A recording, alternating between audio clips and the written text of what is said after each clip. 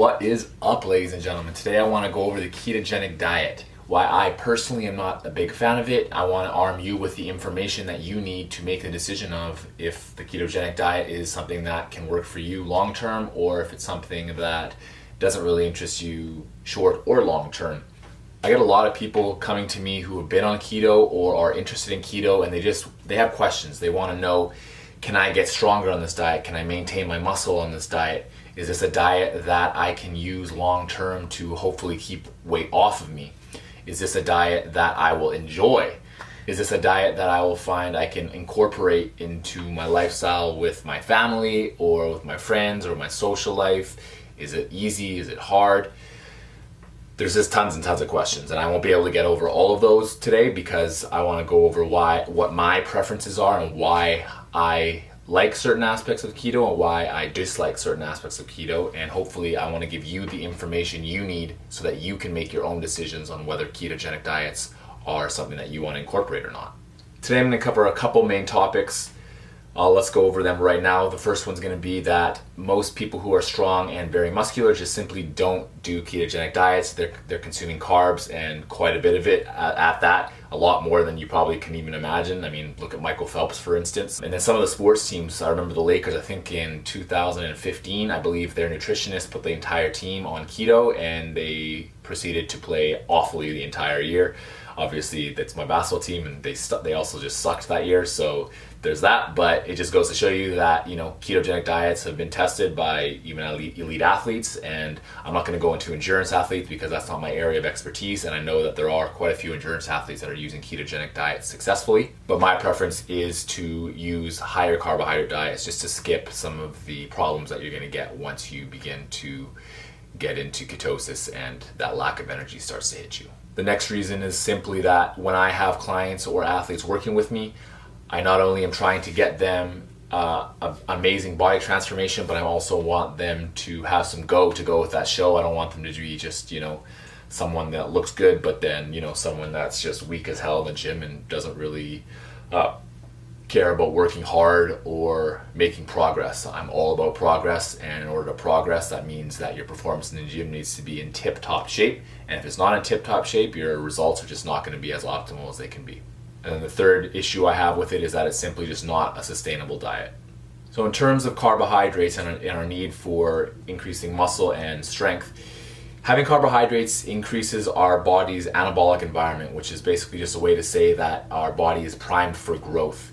And this isn't only carbohydrates, but it's also your calorie intake. If your calorie intake is basically above your calorie expenditure, you're going to be in the anabolic environment. But carbohydrates also help a lot because they allow our protein to get synthesized into muscle, and helps increase the chances of that. And it also allows us to just consume a lot of easier calories that you wouldn't be able to consume if you're completely carbohydrate restricted. So if you're completely carbohydrate restricted, you are very, very restricted on the foods that, our Western society consume on a regular basis.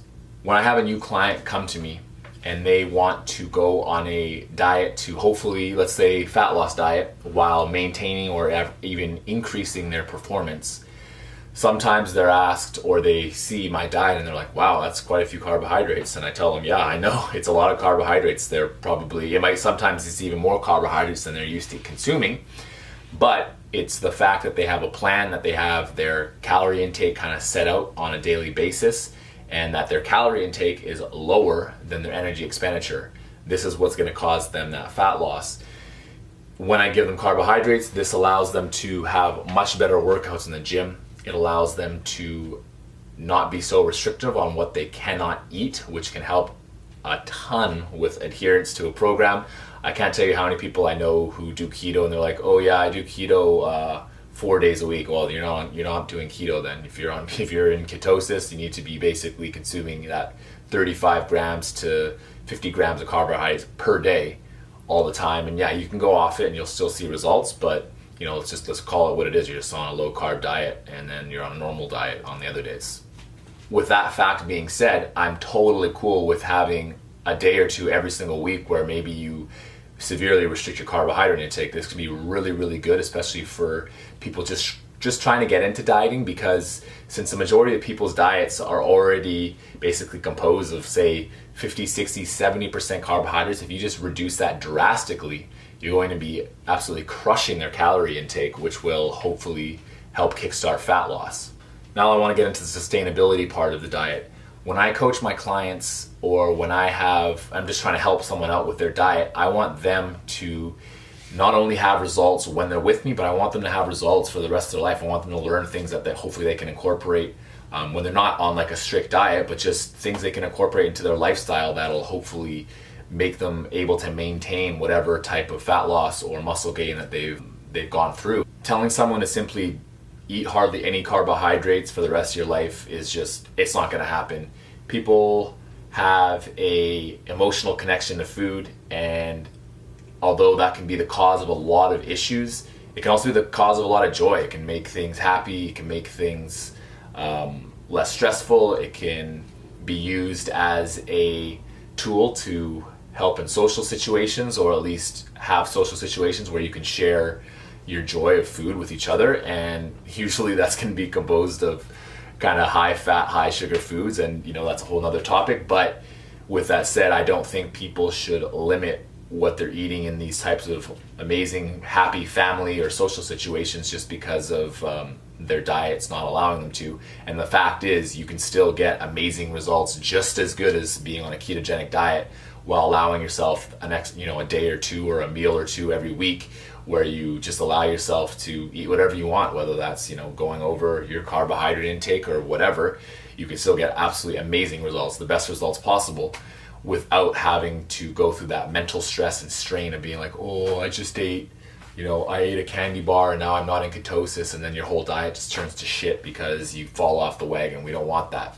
So for me, I like diets that are going to have some degree of sustainability. Clearly, a diet signifies that it's only going to take a specific period of time, or it's going to last a certain duration, and then after that diet is over, after the duration of the diet is over, you're going to be going back to living the way you normally do.